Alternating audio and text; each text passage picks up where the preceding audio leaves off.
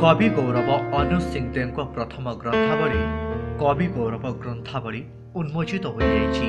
खरियार राजदरबार रे आयोजित कार्यक्रम में डॉक्टर गवेषक राजा जित्रामित्र सिंहदेव उन्मोचन करिसेंति। एठारे विशिष्ट शिक्षाविद स्तंभकार कवि और लेखक एक अनन्य समारोह घटिला।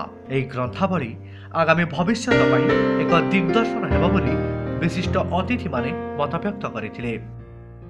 अनुज सिंहदेव 1971 मसीह कवि सौरभ उपाधि पाइथिले।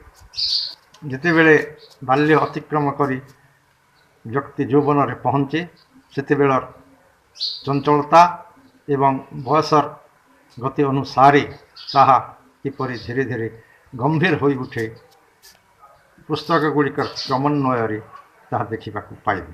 साहित्य समिति तरफ आज खलियाल राज दरबार रे आमर राजा अनुज सिंहदेव ग्रंथावली प्रथम भाग तार उन्मोचन करागला।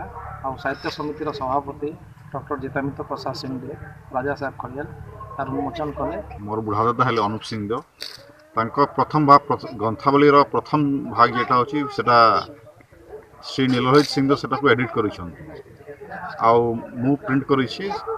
आउ अनुज सिंहदेव केवल गोटे साहित्यिक नथिले, से गोटे आर्मी मैन मध्य थिले।